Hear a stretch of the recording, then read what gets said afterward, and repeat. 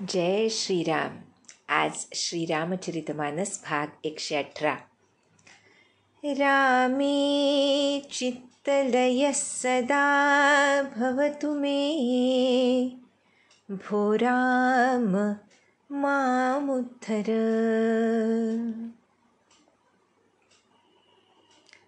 जो जीव सद्गुरु कृपेनं संपूर्ण शरणागतीनिशी त्यांच्या चरणी भगवतचरणी चित्तलय होण्याची तीव्र आकांक्षा धरतो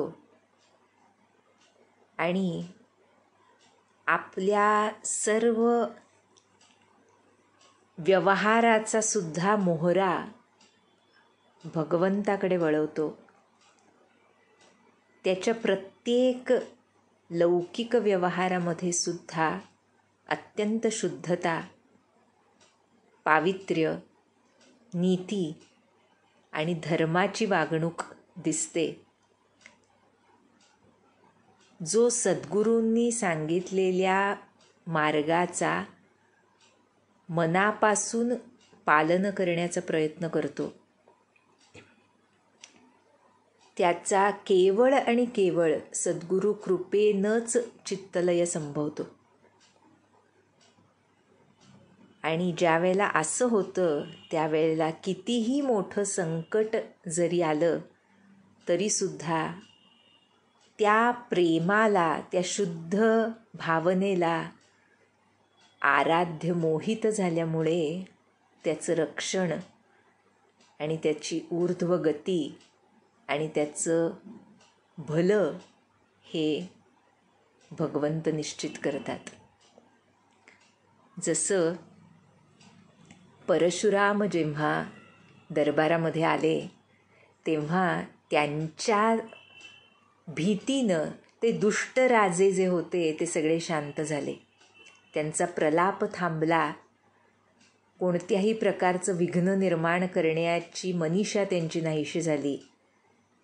पण अजूनसुद्धा या भगवान परशुरामांचा क्रोध काही कमी झाला नव्हता आणि सर्व विदित असूनसुद्धा त्यांनी विचारलं की ही कसली गर्दी जमली आहे. अत्यंत क्रोधानं हा जेव्हा प्रश्न परशुरामांनी राजर्षी जनकांना केला त्यावेळेला सर्व वृत्तांत जनक महाराजांनी त्यांना सांगितला. तुलसीदास सांगतायत, समाचार कही जनक सुनाए, जेहि कारण महीप सब आए. सुनत बचन फिरी अनत निहारे, देखे चाप खंड मही डारे.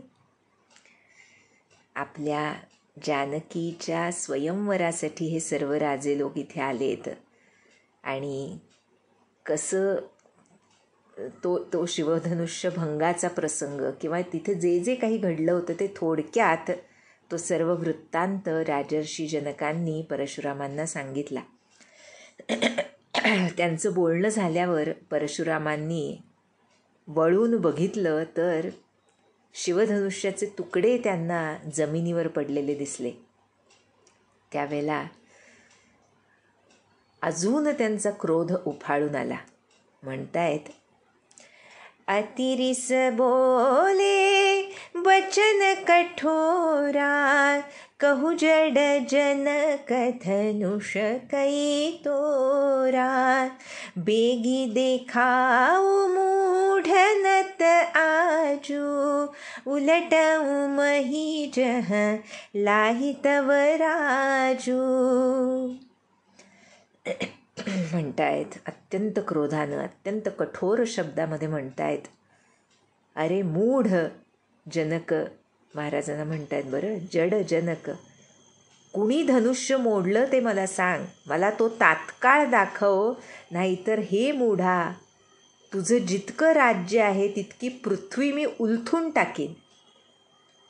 परशुराम आहेत ते ज्यांच्या क्रोधाला सर्वच घाबरतात असे आहेत. त्यामुळे अति डरू उतरू देत नृप नाही, कुटिल भूप हर्षे मन माही, सुरमुनी नाग नगर नर नारी, सोचहि सकल त्रास उर भारी. राजर्षी जनक सुद्धा त्या वचनांनी भयभीत झाले आणि उत्तर देऊ शकले नाहीत. पण कसं असतं पहा, की परशुराम जनकांवर क्रोध करतायत हे बघून जे दुष्ट राजे जमा झाले होते ते मनातून खुश झाले, त्यांना आनंद वाटला बरं का. आणि देव नाग मुनी गंधर्व नगरातले स्त्री पुरुष हे सगळे लोक मात्र चिंतेत पडले. सर्वांच्याच मनात भयंकर भीती होती आणि आताच सगळं व्यवस्थित होतंय असं वाटताच ही अशी घटना घडल्यामुळे मन पछितातिसी महतारी, विधिय बसवरी बात बिगारी, भृगुपति कर सुभाउ सुनि सीता, अरध निमेष कल्प समबीता. सीतेची माऊली माता सुनयना, तिला मात्र मनामध्ये अत्यंत व्याकुळता निर्माण झाली की अरे रे, आता तर विधात्यानं सगळं जुळवून आणलं होतं आणि त्यानंच आता परत बिघडवून टाकलं ना, असं वाटून ती शोक करू लागली. आणि सीतेला परशुरामांचा स्वभाव माहीत होता ऐकून, त्यामुळे तिलासुद्धा अर्धा क्षण देखील कल्पासारखा वाटू लागला. आता काय होणार याबाबत सर्वच जण आशंक झाले.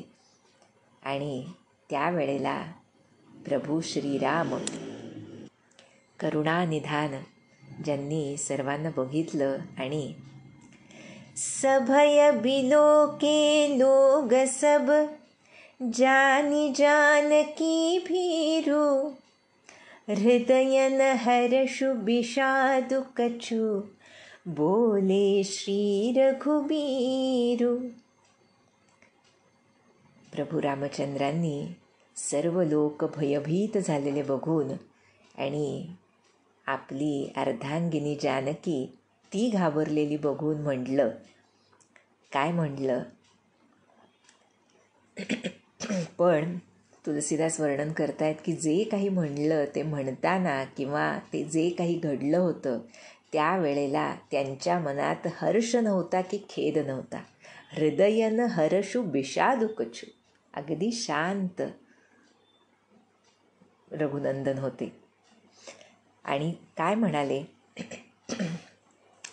नाथ संबोधनु भंजनिहारा, होई केऊ एक दास तुम्हारा, आयसु काह कहिया किन मोही, सुनिरि साई बोले मुनि कोही. रघुनंदन म्हणतायत, हे नाथ, हे स्वामी, शिवांचं धनुष्य मोडणारा कुणी तुमचा दासच असला पाहिजे बरं का. आणि पुढे म्हणतायत, काय आज्ञा आहे मला सांगावं, तुम्ही मला का नाही विचारत. हे ऐकून अजून क्रोधित झाले परशुराम आणि अत्यंत क्रोधानं काय म्हणतायत, सेवकु सो जो करई सेवकाई, अरि करनी करी करियल राई, सुनहु राम जेहि शिवधनु तोरा, सहस बाहु सम सोरिपु मोरा. जेव्हा प्रभू म्हणाले की मी तुमचा दास आहे किंवा शिवधनुष्य मोडणारा कोणी तुमचा दासच असला पाहिजे असं जेव्हा म्हणतायत, तेव्हा परशुराम म्हणतायत, जो सेवक म्हणवतो, जो सेवेचं काम करतो त्याला सेवक म्हणतात, म्हणजे त्यानं सेवा केली पाहिजे. पण शत्रूसारखं काम केल्यावर युद्धच केलं पाहिजे. हे राम ऐक, ज्यानं शिवांचं धनुष्य मोडून टाकलं तो सहस्रार्जुनासारखा माझा शत्रू आहे बरं का. त्यामुळे पुन्हा अधिक क्रोधितून म्हणतायत, सोबिल गाव बिहाई समाजा नत मारे जय हही सब राजा. सुनी मुनि बचन लखन मुसुकाने बोले पर सुधरही अपमाने. क्रोधानं म्हणतायत परशुराम, ज्यानं हे कृत्य केलंय त्यानं या सर्व समाजातून बाजूला व्हावं, नाहीतर त्याच्यामुळे सर्व राजे मारले जातील बरं का. परशुराम आहेत ते. आणि त्यांचं हे बोलणं ऐकून लखन मुसुकाने, लक्ष्मणानं मात्र स्मित केलं आणि बोले परसुधरही अपमाने, त्यांचा अवमान करण्यासाठी लक्ष्मण म्हणतोय असं म्हणताय तिथे तुलसीदास. त्याला ते सहन होत नाही आहे, त्यामुळे म्हणतोय, बहुधनु ही तोरी लरिकाई कबहु न असिरिस किन्ही गोसाई. एहि धनु पर ममता केहि हेतु सुनिरिसाई कह भृगुकुल केतु. लक्ष्मणाला सहन होत नाही आहे आणि त्यामुळे तो म्हणतोय, अहो महाराज, लहानपणी आम्ही अशा पुष्कळ छोट्या छोट्या धनुकल्या, धनुष्यबाण मोडलेत की, पण तेव्हा कधी तुम्ही रागवलं नाहीत. याच धनुष्याबद्दल तुम्हाला एवढं ममत्व का वाटतं बरं का. हे ऐकून अजून क्रोधित झालेले, भृगुवंशाला ध्वजा स्वरूप असलेले भगवान परशुराम बोलतायत, रे नृप बालक काल बस बोलत तोही न संभारा. धनु ही समति पुरारी धनु विदित सकल संसारा.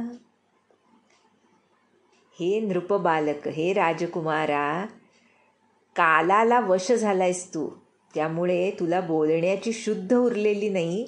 अरे, साऱ्या जगामध्ये प्रसिद्ध असलेलं शिवधनुष्याला तू छोटंसं धनुष्य समजतोस का, असं परशुराम रागानं विचारतायत लक्ष्मणाला. आणि मग लक्ष्मण म्हणतोय, लखन कहा हसी हमरे जाना सुनहु देव सब धनुष समाना. काछति लाभु जून धनु तोरे देखा राम नयन के भोरे. छुअत टूट रघुपति हुन दोसु मुनि बिनु काज करिय कतरोसु. बोले चितई परसु की ओरा रेसठ सुने ही सुभावुन मोरा. काय सुंदर लिहिलंय तुलसीदासांनी, वा. म्हणजे क्रोधाचा संवाद असला तरी सुद्धा त्याच्यामध्ये जे काव्य आणि अतिशय सुंदर शब्दयोजन आहे त्याला तोड नाही खरोखर.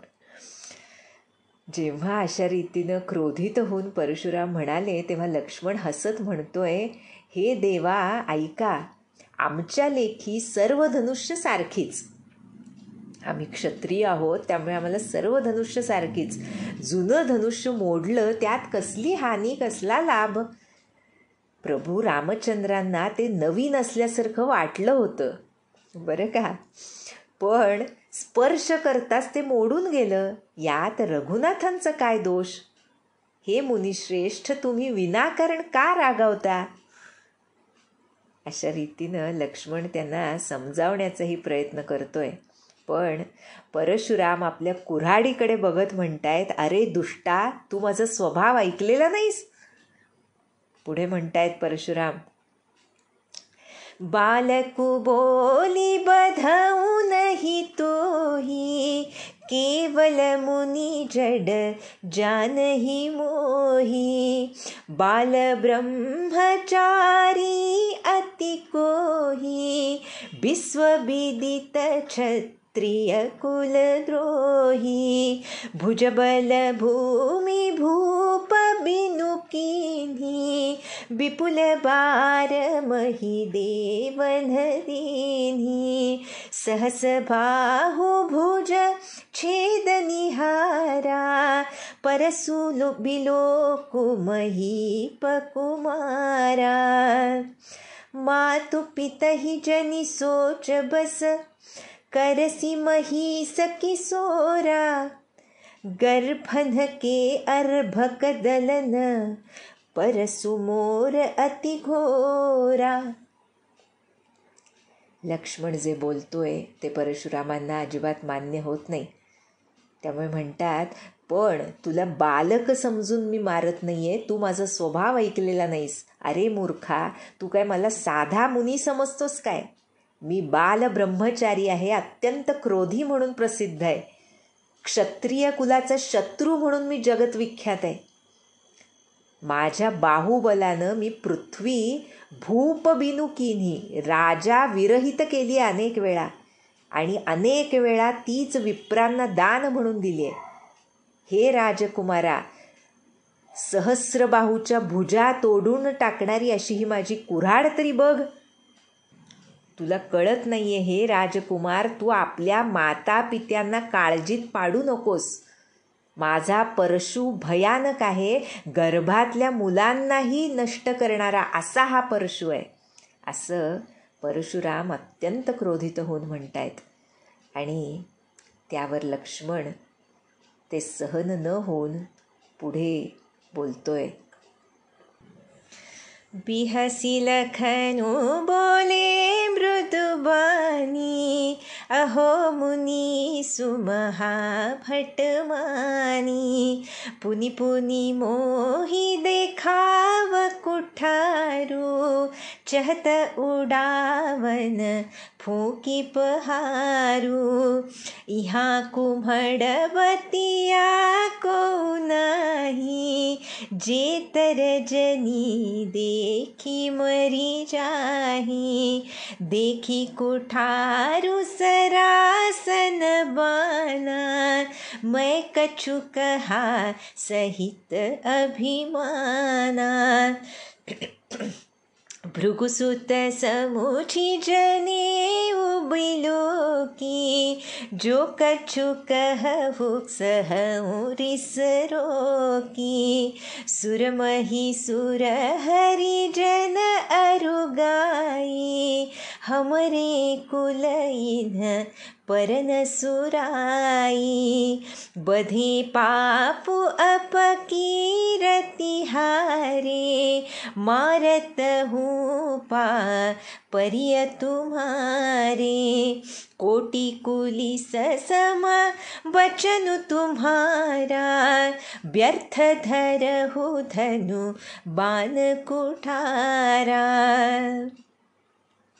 जो बिलो की अनुचित कहेऊँ, क्षमहु महामुनि धीरा, सुनि सरोष भृगु बंस मनी, बोले गिरा गभीरा. त्यांचा क्रोध बघून लक्ष्मण आहे तो, त्यामुळे बिहसी हसत हसत कोमलवाणीनं तरीसुद्धा म्हणाला, अहो मुनीश्वर, तुम्ही स्वतःला फार मोठे योद्धे समजताय, वारंवार मला परशुचा धाक दाखवताय, पण तुम्ही फुंकर मारून पर्वत उडवू बघताय. आणि पुढे म्हणतोय, इथं कोणी कुम्हडबतिया म्हणजे एखादं काही कच्चं फळ इथं नाही आहे की बोट दाखवताच मरून जाईल, असं कच्चं फळ नाही आहे इथं कोणी, असं म्हणतोय लक्ष्मण. पुढे म्हणतो, तुमचा परशु आणि धनुष्यबाण पाहूनच मी काहीशा अभिमानानं बोललोय, पण भृगुवंशी समजून आणि यज्ञोपवीत तुम्ही जे धारण केलं आहे ते बघून तुम्ही जे काही बोलताय ते मी राग आवरून सहन करतोय. कारण आमच्या कुळामध्ये रघुवंशामध्ये देव, विप्र, भगवंतांचे भक्त आणि गाय, सुर महिसुर हरिजन अरुगाई यांच्यावर कोणी वीरता दाखवत नाही. हा रघुवंशीयांचा धर्म नाही. कारण त्यांना मारल्यानं पाप लागतं आणि यांच्याकडून पराजित झाल्यावर अपकीर्ती होते. त्यामुळे तुम्ही मारलं तरी तुमच्या पाया पडलं पाहिजे. म्हणतोय बरं लक्ष्मण, मारत हूँ पापरिय तुम्हारे. पण तुमचं एक एक बोलणं हे असंख्य वज्रांसारखं, कोटी कुलिस सम, कोट्यवधी वज्रांसारखं कठोर आहे. मग ते बोलणंच इतकं कठोर आहे तर त्याच्यासमोर विनाकारण धनुष्यबाण आणि परशु तुम्ही का धारण करता? बरं का? हे मुनीश्वर, धीर महामुनी, तुमचं ते धनुष्यबाण आणि परशु बघून मी काही अनुचित बोललो असेन तर क्षमा करा. असं एक प्रकारे बॅलन्स साधत सुरुवातीला लक्ष्मण बोलतोय परशुरामांना. त्यांचं बोलणं कितीही सहन झालं नाही तरी एकतर तिथे प्रत्यक्ष श्रीराम उपस्थित आहेत आणि दुसरं रघुवंशी आहे लक्ष्मण. त्यामुळे जिथे जरूर तिथं त्याचा विरोध केलाच पाहिजे या दृष्टीनं बोलतोय. पण तरीसुद्धा ते कोण आहेत याचं भान ठेवून त्यांच्या पाया पडलं पाहिजे हेही सांगतोय, कबूल करतोय. पण हे सर्व बोलूनसुद्धा परशुरामांचा क्रोध काही शांत झाला नाही. त्यामुळे हे सर्व बोलणं ऐकून भृगुवंश मनी परशुराम क्रोधानं आणि गंभीर वाणीनं म्हणाले, कौशिक सुनहु मंदयहु बालकु कुटिल काल बस निज कुल घालकु भानुबंसरा के सकलंकु निपट निरंकुश अबुध असंकु काल कबलु होई छन माही कहूँ पुकारी खोरी मोहि नाही तुम हट कहू जाऊँ चहु उबारा कही प्रताप बलु रोषु हमारा. परशुराम म्हणतायत, हे विश्वामित्र मुनी ऐका, हा बालक अतिशय दुष्ट बुद्धीचा आणि कुटील आहे. लक्ष्मणाबद्दल बोलतायत बरं का. म्हणतायत तो स्वतः काळाला वश झालाय आणि काल बस आणि निज कुल घालको, स्वतःच्याच कुळाचा घात करू बघतोय.